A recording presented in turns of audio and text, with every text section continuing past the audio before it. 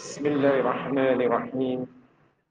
السلام عليكم ورحمة الله وبركاته. الحمد لله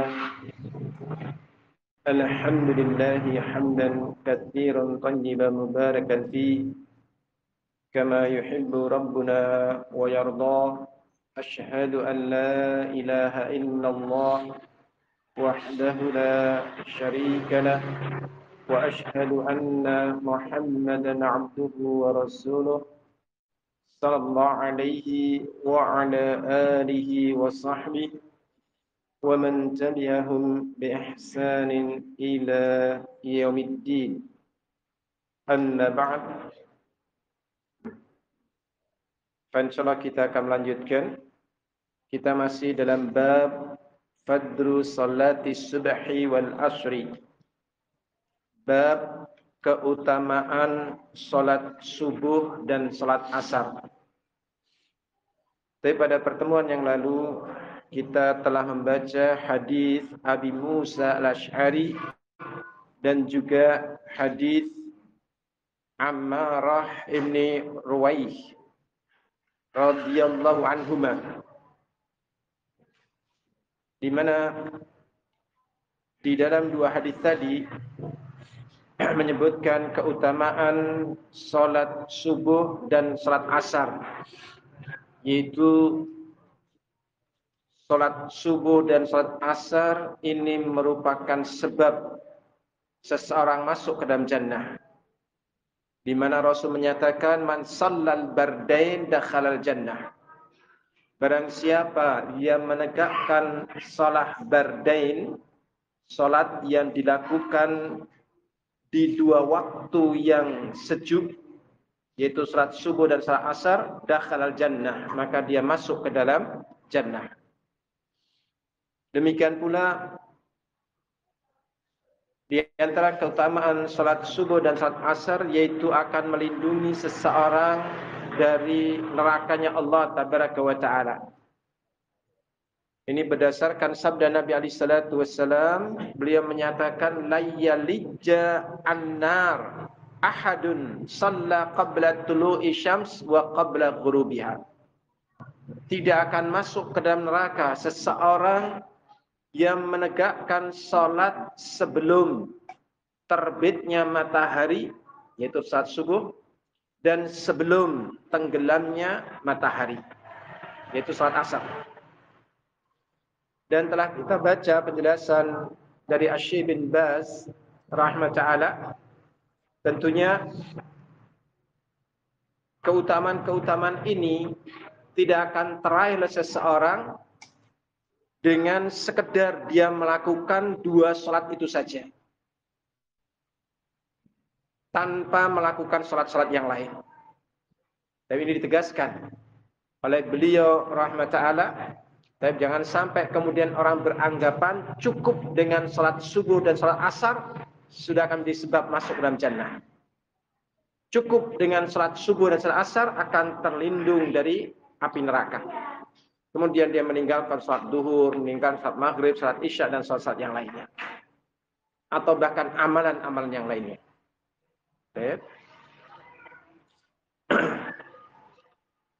Ini telah kita baca walhamdulillah pada pertemuan yang lalu.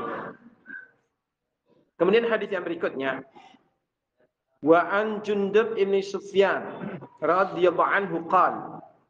Jundub bin Sufyan, semoga Allah meridhai beliau, berkata, qala Rasulullah sallallahu alaihi wasallam. Rasulullah sallallahu alaihi wasallam bersabda, man shalla subha fa huwa fi dhimmatillah.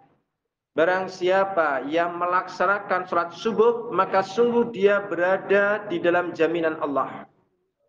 Fangduru ya ibna Adam, la yatlubannakallah fi dhimmati bisyai'.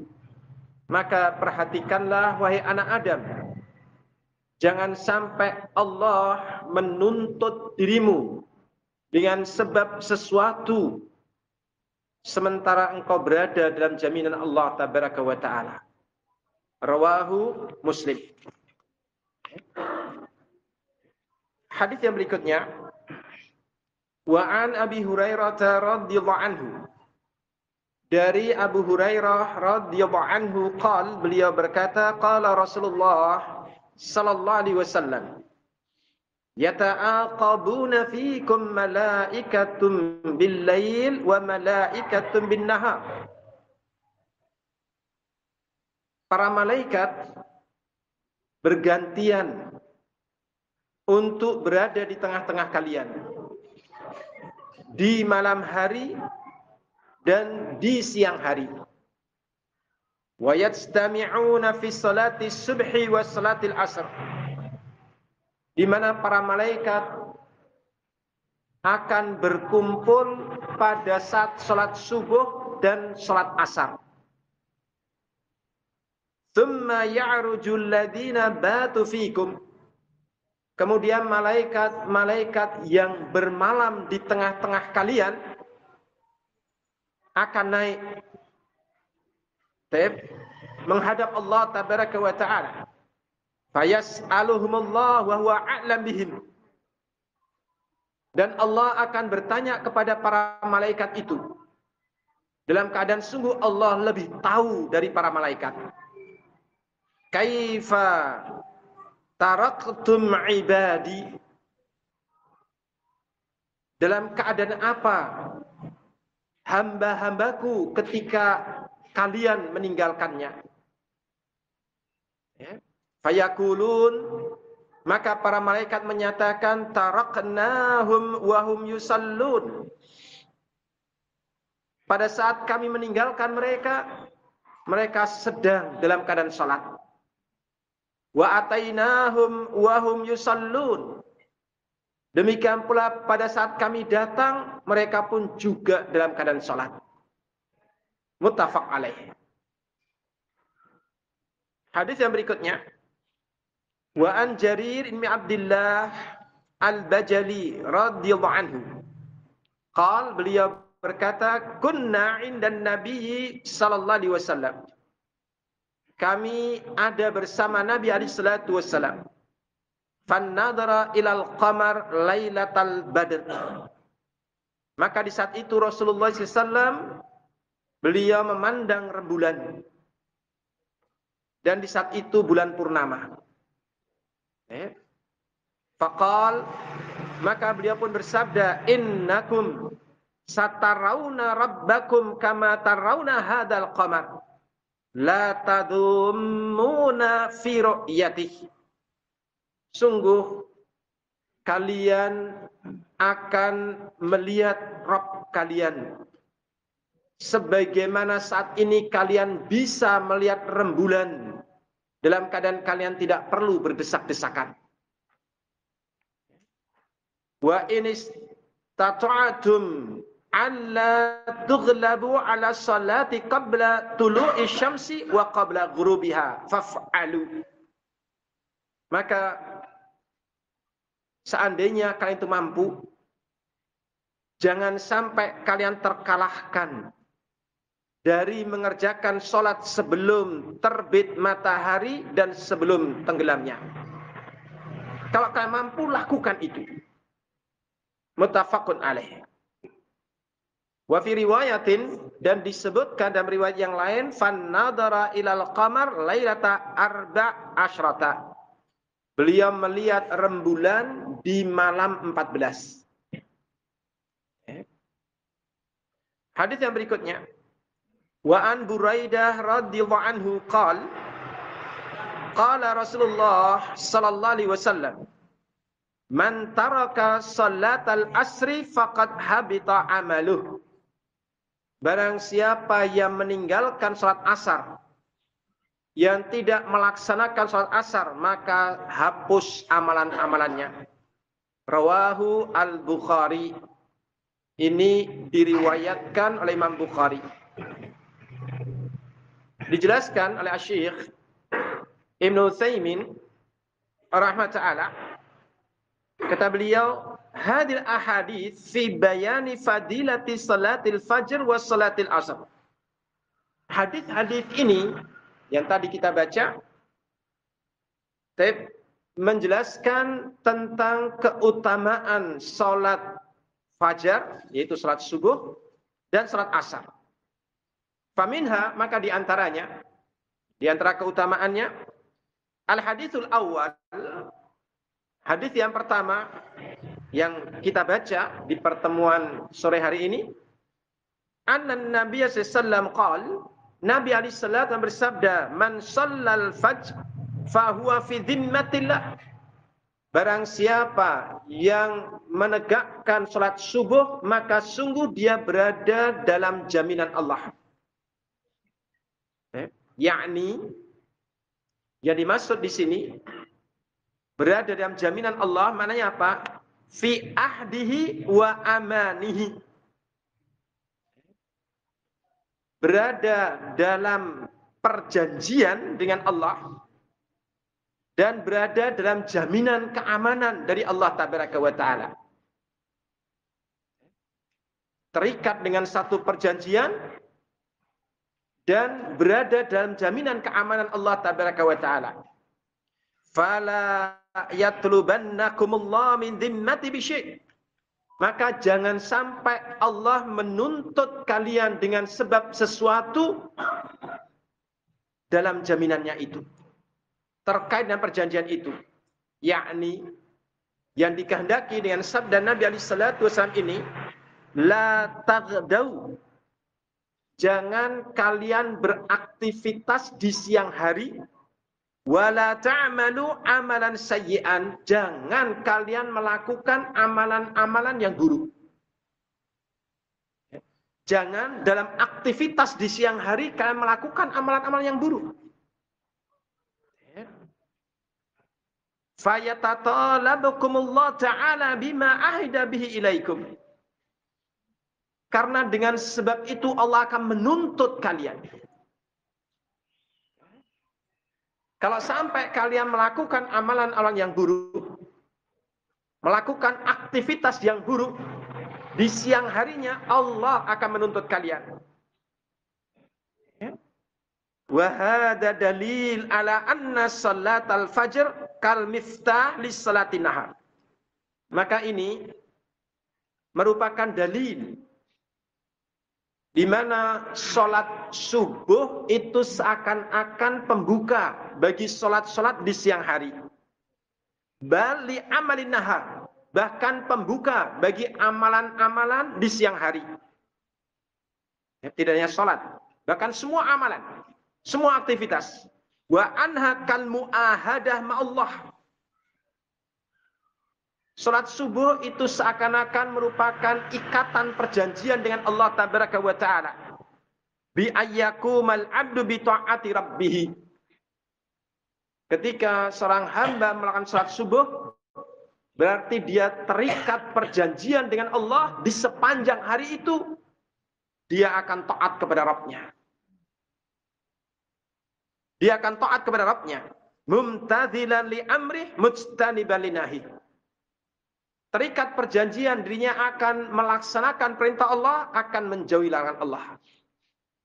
Ketika dia memenuhi perjanjian itu, maka dia berada dalam jaminan Allah Tabaraka wa Ta'ala. Ketika dia melanggar perjanjian itu, maka dia akan dituntut oleh Allah Tabaraka wa Ta'ala. Keutamaan salat subuh. Sekaligus ancaman bagi orang-orang yang sepanjang harinya menyelisih makna-makna yang terkandung dalam salat subuh. Seseorang ketika dia itu melaksanakan salat subuh, ataupun salat-salat yang lainnya, menunjukkan, membuktikan ketundukannya kepada Allah Tabaraka wa Ta'ala. Ketika dia melanggar larangan Allah, tidak melaksanakan perintah Allah, telah membatalkan perjanjian yang ada. Mengeluarkan dirinya dari jaminan Allah Tabaraka wa Ta'ala. Wa min fadail salatil fajr wal asr. Yang berikutnya, di antara keutamaan salat subuh dan salat asar. Annallaha azza wa jalla wa kulla wakkala bil ibad malaikah. Allah azza wa jalla mengutus para malaikat untuk menjaga para hamba, untuk mengawasi para hamba. Ada malaikat-malaikat yang mereka menjaga para hamba, selalu berada di depan para hamba, menghadapi berbagai macam mara bahaya yang akan menimpa hamba itu. Akan tapi juga ada malaikat-malaikat yang mengawasi para hamba, yang akan mencatat amalan kebaikannya dan amalan keburukannya. Mu'aqibat yata'aqabuna fina, di mana para malaikat itu bergantian untuk berada di tengah-tengah kita. Yahfadunana min amrillah, mereka menjaga kita semua dengan perintah Allah tabaraka wa ta'ala. Yajtami'una fi salatil fajr wa fi salatil asr, di mana malaikat-malaikat akan berkumpul di saat salat subuh dan di saat salat asar. Ada malaikat-malaikat yang bersama kita di malam hari, dan ada malaikat-malaikat yang bersama kita menjaga kita di siang hari. Malaikat malam dan malaikat siang, mereka akan berkumpul di waktu subuh dan di waktu asar. Yang satu turun, yang satu kelompok turun, yang satu kelompok naik.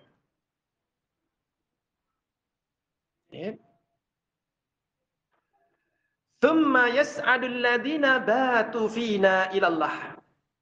Kemudian para malaikat yang bermalam bersama kita, itu malaikat malam. Para malaikat yang bermalam bersama kita, di tengah-tengah kita, akan naik menghadap Allah tabaraka wa ta'ala. Fayas'aluhum wahum a'lam. Maka kemudian Allah akan menanyai para malaikat, sementara Allah lebih tahu dari para malaikat. Kaifa taraktum ibadi, bagaimana hambaku ketika engkau meninggalkan mereka? Dalam keadaan apa hambaku ketika kalian, wahai para malaikat, meninggalkan mereka? Yas'aluhum dzalik idhara li syarfil ibad wa tanwihan li fadlihim. Allah Subhanahu wa taala bertanya kepada para malaikat untuk menunjukkan, untuk menampakkan keutamaan hamba-hamba Allah di hadapan para malaikat. Menunjukkan kemuliaan mereka. Walaysa khifaan alaih. Allah bertanya bukan karena Allah tidak tahu. Bukan karena perkara itu tersembunyi dari Allah tabaraka wa ta'ala. Li'anau ya'lam sirra wa akhfa. Karena Allah Subhanahu wa ta'ala maha mengetahui. Mengetahui perkara-perkara yang dirahasiakan maupun perkara-perkara yang tersembunyi. Lakin li'idhari fadilatihim, akan tapi untuk menampakkan keutamaan hamba-hamba Allah ini yang taat kepada Allah, yas'aluhum, maka Allah pun bertanya kepada para malaikat, kaifa taraktum ibadi, bagaimana hambaku ketika kalian meninggalkan mereka? Fayakulun, maka para malaikat akan mengatakan, atainahum wahum yusallun, ketika kami datang mereka sedang salat. Malaikat malam, mereka datang di tengah-tengah kita ketika salat asar. Ya. Maka menyatakan mereka sedang salat. Bagi orang-orang yang melaksanakan salat asar. Ya. Wa taraknahum wa hum yusallun. Dan pada saat kami meninggalkan mereka, mereka pun juga sedang salat. Mereka bermalam di tengah-tengah kita. Mereka akan meninggalkan kita di saat salat subuh. Li'annahum ya'tuna fi awalil lail wa awalin nahar yata'aqabuna fi salatil fajr wa salatil asr. Karena demikian para malaikat, mereka bergantian. Dan jam gantinya itu, waktu gantinya itu di waktu salat subuh dan di waktu salat asar. Dan ini nanti akan menjadi persaksian para malaikat bagi kaum muslimin, kaum mukminin yang mereka menegakkan salat subuh dan salat asar. Setiap kali mereka ditanya bagaimana ketika engkau datang, mereka sedang salat. Ketika engkau tinggalkan, mereka sedang salat.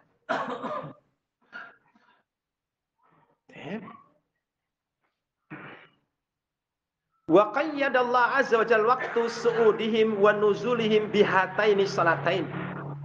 Allah Subhanahu wa taala membatasi waktu naiknya para malaikat dan waktu turunnya para malaikat pada dua salat ini. Li fadlihima. Tentunya apa? Karena keutamaan dua salat ini. Li anna salatul asr hiya salatil wusta. Karena salat asr itulah yang disebut salatul wusta. Yang kita diperintah secara khusus oleh Allah Subhanahu wa taala untuk menjaga salat ini setelah Allah memerintahkan kita menjaga salat secara umum. Hafidhu salawati was salatin wusta. Hendaknya akan menjaga salat-salat dan juga salat wusta. Was salatil fajr hiya salatil masyhudah. Sementara salat fajr ada salat masyhudah, salat yang dipersaksikan. Sebagaimana telah kita baca penjelasannya pada pertemuan yang lalu, alhamdulillah. Wa min dzalika aidan. Yang berikutnya, di antara keutamaan salat fajr dan salat asar. Ma rawahu Jarir ini Abdullah Al-Bajali, yaitu apa yang diriwayatkan oleh Jarir ini Abdullah Al-Bajali radhiyallahu anhu. Anahum kanu ma'an Nabi alaihi salatu wasalam. Suatu ketika para sahabat ada bersama Nabi alaihi salatu wasalam. Fannadara ilal qamar lailatal badr. Saat itu Rasulullah SAW memandang rembulan di saat purnama. Ya, disebutkan dalam riwayat yang lain di malam 14.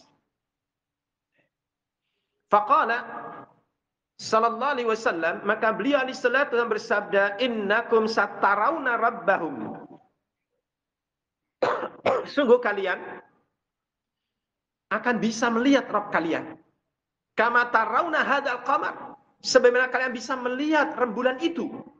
Yakni yang dimaksud di sini yaumul qiyamah. Yaitu nanti pada hari kiamat. Yang dimaksud Nabi alaihi salatu wasallam yaitu nanti di hari kiamat. Yarahul mu'minun fil jannah. Orang-orang yang beriman nanti akan bisa melihat Allah Azza wa Jalla di dalam jannah. Di saat mereka ada dalam jannah. Kama yarawnal qamar lailatal badr. Sebagaimana ketika di dunia ini mereka bisa melihat rembulan. Laisal makna annallaha mithal qamar. Sabda Nabi alaihi salatu wasallam ini bukan kemudian maknanya Allah itu seperti rembulan. Di sini Nabi alaihi salatu wasallam tidak menyamakan Allah dengan rembulan dan tentunya sesuatu yang tidak pantas menyamakan Allah dengan makhluk. Li'anna Allah laisa kasyai, karena Allah tidak sesuatu pun yang semisal dengannya. Bal huwa a'dzam wa ajal. Bahkan Allah ada zat yang paling agung. Allah ada zat yang paling mulia. Wa qad qala an-nabiy sallallahu alaihi wasallam fi ma sahha anhu. Nabi alaihi salatu wasallam dia pernah bersabda, hijabuhun nur. Hijab Allah ada cahaya. Lau kasyafahu la ahraqat sabahatu wajhah man taha ilaihi basarahu min khalqihi. Seandainya hijab itu disingkap, sungguh pancaran wajah Allah akan membakar semua makhluk-makhluk yang tersentuh olehnya. Menunjukkan keagungan Allah tabaraka wa ta'ala. Ya. Lakin al-murad fil makna tasbih ru'ya bi ru'ya. Jadi di sini apa? Rasulullah SAW tidak menyerupakan Allah dengan matahari, dengan rembulan. Akan tapi yang Rasulullah samakan adalah dari sisi kemampuan orang itu untuk melihat. Bukan perkara yang dilihat yang disamakan. Tapi orang itu akan bisa melihat Allah sebagaimana sekarang di dunia bisa melihat rembulan.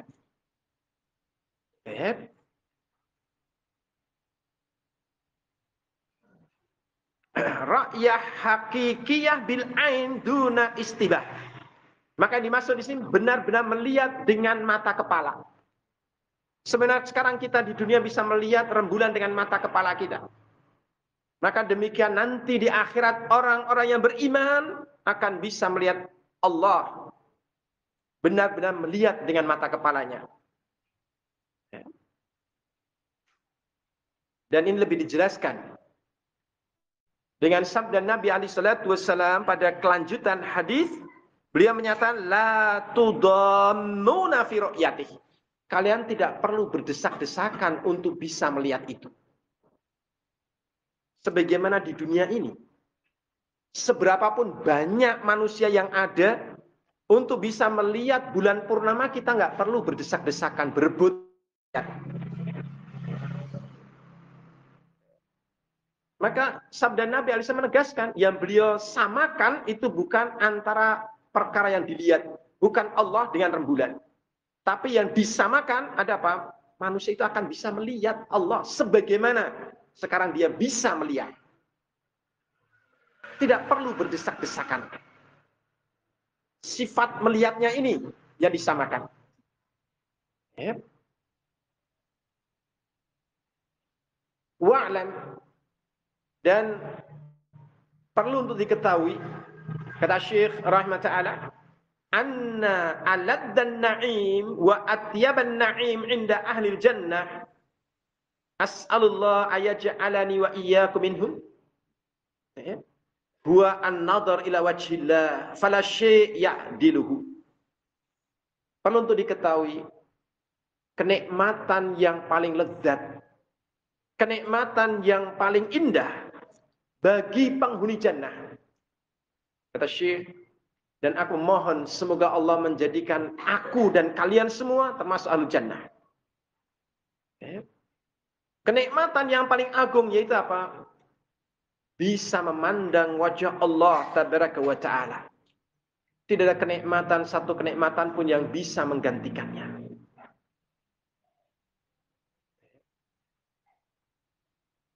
Dan besarnya kenikmatan bisa memandang Allah bagi tiap-tiap orang ini tentunya berbeda-beda. Seukuran dengan seberapa besar kecintaan dia kepada Allah, seberapa besar kerinduan dia kepada Allah tabaraka wa ta'ala. Semakin besar kecintaan seseorang kepada Allah, semakin besar kerinduan seseorang kepada Allah, akan semakin besar kenikmatan ketika dia diberi kesempatan memandang wajah Allah tabaraka wa ta'ala.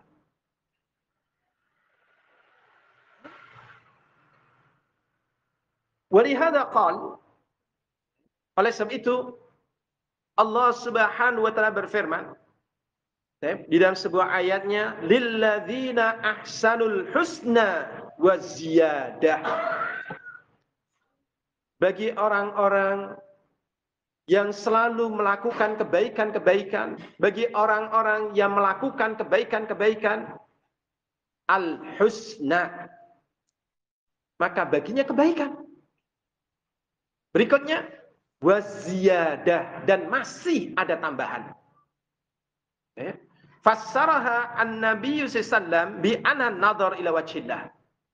Dan terkait dengan az-ziyadah, terkait dengan masih ada tambahan, ini ditafsirkan, dijelaskan oleh Nabi SAW, yang dimaksud az-ziyadah yaitu an-nadhar ila wajhillah.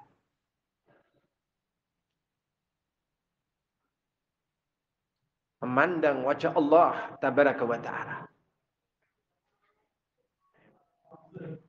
Al-husna, kata-kata al-husna ismun tafdil mu'annats yuqabilu ahsan. Al-husna ini ada isim tafdil mu'annats. Ini sebagai balasan, disediakan, diberikan sebagai balasan dari ahsan. Ataupun dari apa? Disebutkan apa? Ahsanu tadi. Kalaupun mudzakarnya ahsan, mu'annatsnya husna. Faziyadah, adapun ziyadah, ziyadah alal ahsan wa hiya nadhar ila wajhillah. Ziyadah yaitu apa? Tambahan, tambahan dari kebaikan-kebaikan yang diberikan. Dan dijelaskan Nabi SAW yang dimaksud nadhar ila wajhillah, bisa memandang wajah Allah tabaraka wa ta'ala. Fayaqulu Rasulullah sallallahu alaihi wasallam, lamma dzakara annana nara rabbana kama nara al-qamar lailatal badr. Dan Rasulullah SAW bersabda di saat beliau menyebutkan nanti orang-orang yang beriman akan bisa melihat Allah sebagaimana sekarang kita bisa melihat rembulan di saat purnama. Beliau menyatakan wa inistata'tum alla tughlabu ala shalah qabla tulu'il syamsi wa shalah qabla ghurubiha faf'alu. Maka kalau kalian bisa, kalau kalian mampu, jangan sampai terkalahkan hingga kalian tidak melakukan sholat sebelum terbit matahari ataupun sholat sebelum tenggelam matahari.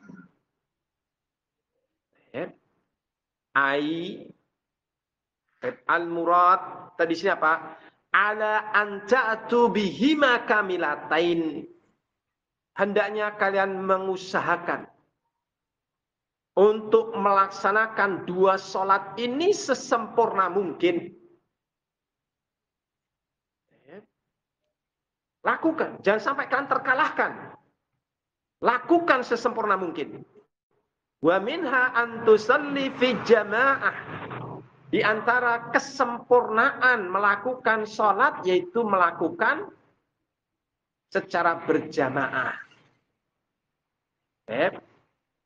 In istata'tum ala taghlabu ala hadza faf'alu. Kalau bisa jangan sampai terkalahkan. Lakukan. Tegakkan dua salat ini dengan sesempurna mungkin. Wa fi hadza dalil ala anna al-muhafadha ala salatil fajr wa salatil asr min asbabin nadhar ila wajhillahi azza wa jalla. Maka di dalam hadis ini terdapat dalil menjaga salat subuh, menjaga salat asar, berusaha untuk melaksanakan sesempurna mungkin, dan bagi kaum laki-laki hendaknya lakukan itu berjamaah bersama dengan saudaranya di masjid.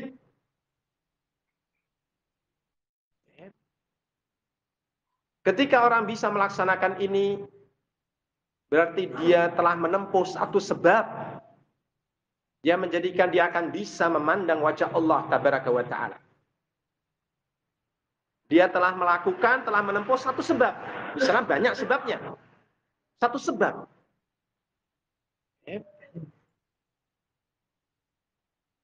Maka demikian. Untuk terakhirnya sebuah janji, terkadang di sana disebutkan sekian banyak sebab. Semakin banyak sebab yang kita tempuh, akan semakin besar kemungkinan janji itu teraih oleh kita.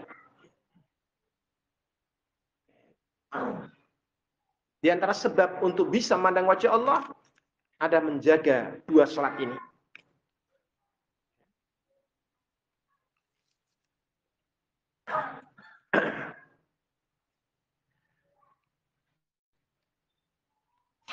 Wa ya laha min qimati 'azimah.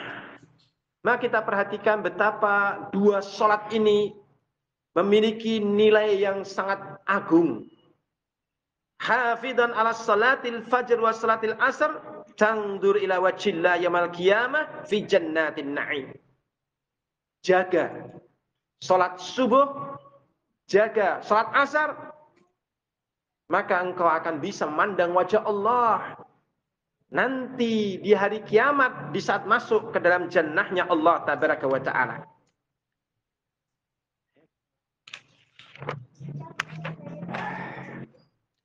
Wa min fadail salatil asr. Dan di antara keutamaan salat asar secara khusus. Anna man taraka faqad habita amaluh. Barang siapa yang meninggalkan salat asar, tidak melakukan salat asar, maka hapus amalannya. Li'annaha 'azimah.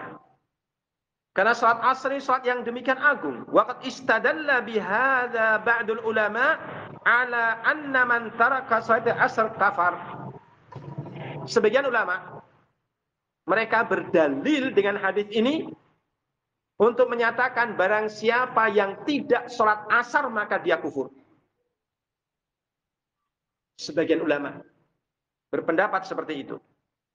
Li'annaha la yahbal al-amal illa riddah. Karena tidak ada yang menghapuskan amalan kecuali kemurtadan. Hapus amalan. Amalan yang sudah diusahakan. Diharapkan akan menyelamatkan dia. Diharapkan akan menghantarkan pada kebahagiaan. Hapus dengan sebab tidak melakukan sholat asar. Menunjukkan keutamaan, keagungan sholat asar. Jaga. Sholat secara keumuman dan sholatul wusta secara khusus, yaitu sholat asar. Hafidu ala salawati was sholatil wusta. Wallahu a'lam bishawab. Ini yang bisa kita baca pada kesempatan di sore hari ini. Semoga berfaedah. Barakallahu fiikum wa jazakumullahu khairan. Wassallallahu ala Muhammad wa ala alihi wa sahbihi wasallam.